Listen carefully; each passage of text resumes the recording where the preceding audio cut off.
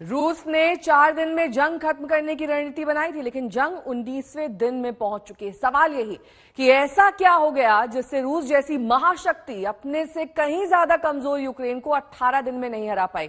इस सवाल का जवाब है यूक्रेन की टेरिटोरियल आर्मी।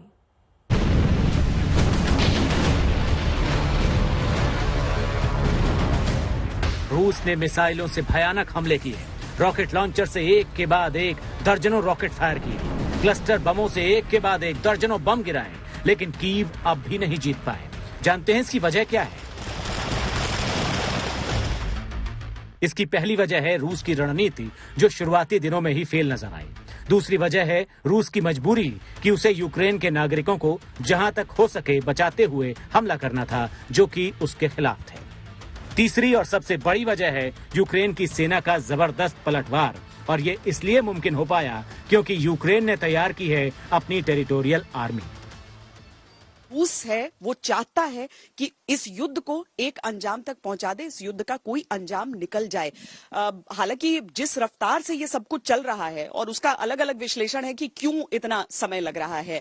क्या रूस चूंकि नहीं चाहता है कि नागरिकों पर किसी तरह का प्रहार हो, तो वो अपने हाथ बांधकर धीरे धीरे आगे बढ़ना चाहता है। दूसरी सोच ये कहती है कि नहीं, यूक्रेन की तरफ से ऐसा पलटवार मिलेगा ये सोचा नहीं था, इसीलिए रूस धीरे धीरे चल रहा है। कुछ कहते हैं कि उनका जो आर्मर्ड कॉलम, इन्फेंट्री कॉलम उनके जो है, उससे लॉजिस्टिकल कॉलम उससे तालमेल नहीं बिठा पाया है, वो दिक्कतें, उन्हें सप्लाई लाइन्स की दिक्कतें आ रही है। तो बहुत सारे इसके आकलन हो रहे हैं।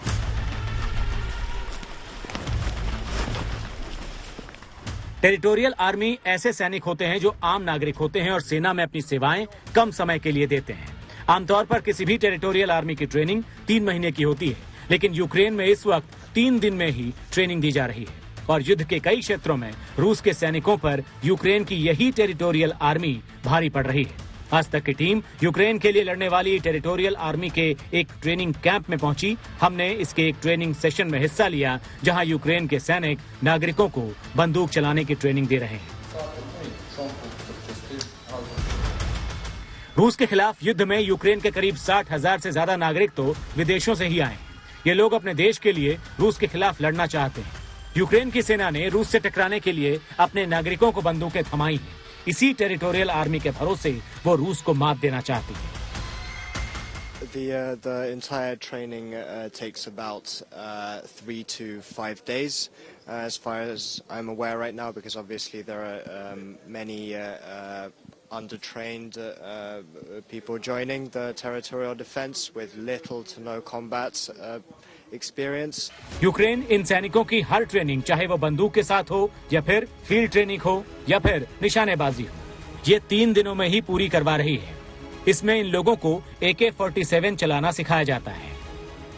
हर एक व्यक्ति इस समय यूक्रेन में लड़ाई के लिए तैयार है। एक ऐसी महिला कमांडो हमारे साथ इस समय हैं जो ट्रेनिंग भी देती हैं और जो खुद भी एक सोल्जर है। You train the soldiers as well, the ones which who come for the territorial army. Just 3 days of training? Yes. 3 days of training or more days, and we train tactics in the war and how live on the war and how finish war. Okay. You have a Hindu name also. Your Ukrainian name and your Hindi name. Yes. My name is Olena and my spiritual name is Aditi. Aditi, yes. इस training में ही इन लोगों को रूस के टैंकों और बख्तरबंद गाड़ियों पर हमले करना भी सिखाया जाता है। इन लोगों को मोलोटोव कॉकटेल, पेट्रोल बम बनाना और फिर किस तरह से उससे रूस के सैन्य काफिले पर हमला करना है, ये सिखाया जाता है। यूक्रेन के पास भले ही रूस के टैंकों या बख्तरबंद गाड़ियों का जवाब ना हो, लेकिन मोलोटोव कॉकटेल से हमला अभी तक रूस की ग्राउंड फोर्सेस पर काफी भारी पड़ा है। इसीलिए टेरिटोरियल आर्मी में शामिल होने वाले नागरिकों को इससे हमला करना सिखाया जा रहा है, ताकि जब युद्ध गलियों तक पहुंच जाए तो गुरिल्ला वॉर में ये कॉकटेल काम आए। कीव से कैमरामैन पवन कुमार और मोहसिन खान के साथ श्वेता सिंह, गौरव सावंत, राजेश पवार और गीता मोहन, आज तक।